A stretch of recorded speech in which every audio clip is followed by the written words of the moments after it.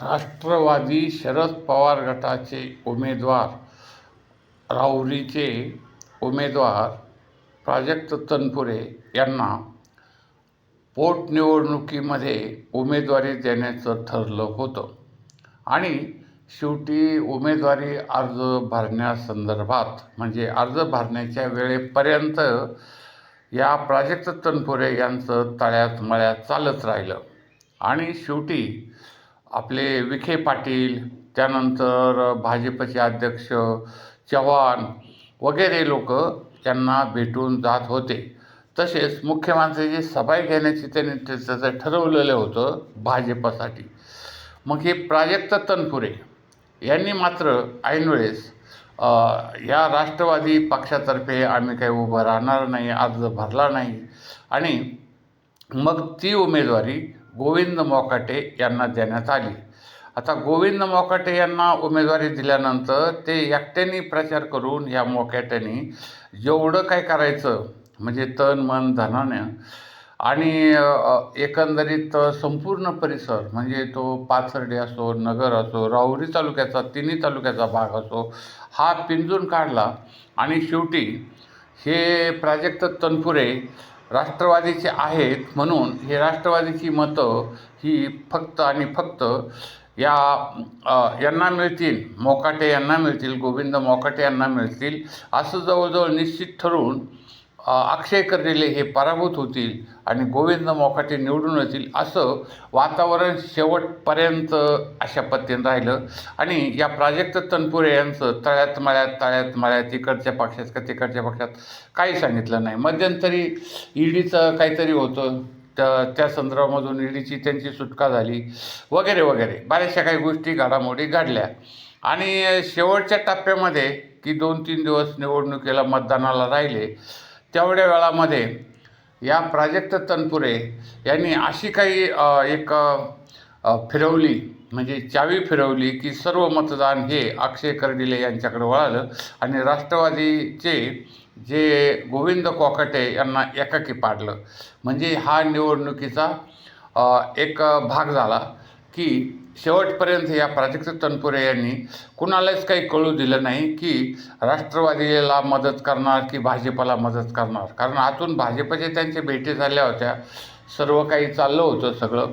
आणि मग काही जे लाखाच्या मतांनी जे अक्षय कर्डिले निवडून आले तर हे अक्षय कर्डिले यांचा पराभव होणार होता, परंतु या प्राजक्त तनपुरेमुळे हा पराभव टळला आणि हे अक्षय कर्डिले लाखाच्या मतांनी निवडून आले आणि गोविंद मोकाटे यांची मात्र यामध्ये गोची झाली. आता राहुरीला जे 2 आमदार देण्यात आलेले आहेत तर हे 2 आमदार आता एक प्राजक्त तनपुरे यांना विधान परिषदेची आमदारकी दिली, त्यानंतर हा अक्षय कर्डिले यांना राहुरी मतदारसंघाकडून पोटनिवडणुकीमध्ये निवडून आले. इथपर्यंत ठीक आहे, पण राहुरीचा आता विकास काय आणि कसा होणार हा एक महत्त्वाचा मुद्दा यामध्ये आहे. आता हे 2 आमदार कुणाचा विकास करणार, राहुरीचा करणार की स्वतःचाच करणार? कारण अद्यापपर्यंत शेतकऱ्यांचा अतिशय महत्त्वाचा प्रश्न आहे राहुरी सहकारी साखर कारखाना. आता त्याचं नाव बापूराव बापूजी तनपुरे डॉक्टर असं हे म्हणजे त्याला नाव देऊन ते म्हणजे एक जे संस्थापक होते त्यांचं नाव देण्याची एक प्रथा पडली होती आणि त्यामधून त्यांनी ते नाव दिलं. पण बापूराव बापूजी तनपुरे यांच्यासारखा निस्पृही आणि लोकसेवक किंवा एक अत्यंत संयमी आणि खरोखरच मनापासून लोकांचं कल्याण करणारा ही एक व्यक्ती होती. परंतु ते काही पुढं तसं चाललेलं नाही. लोक व्यक्तिगत स्वार्थापायी पक्ष, त्यानंतर आपल्या निष्ठा वगैरे सगळे बदलून लोकांचं कल्याण करण्याऐवजी स्वतः याच्याकडंच त्यांचा जास्त कल वाढलेला दिसून आलेला आहे. तनपुरे जे बाबूराव बापूजी तनपुरे होते यांच्यासारखा माणूस निर्माण होणं अत्यंत म्हणजे महत्त्वाची गोष्ट होती.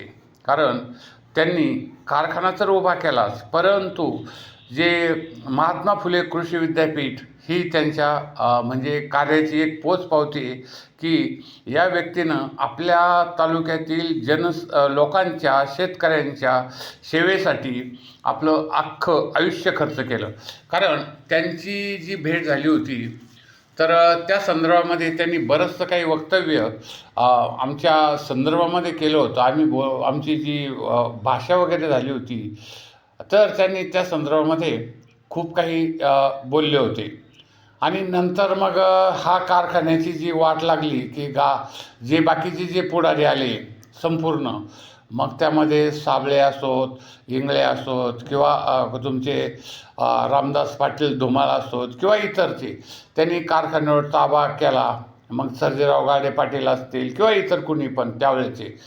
आणि त्यानंतर ते भाऊ आपले आमदार झाले. नंतर मग 1978-79च्या संदर्भामध्ये हा जो प्रकार घडला जनता पार्टी सत्तेवर आल्यानंतर, तर त्याच काळामध्ये तो फार बहारीचा काळ होता.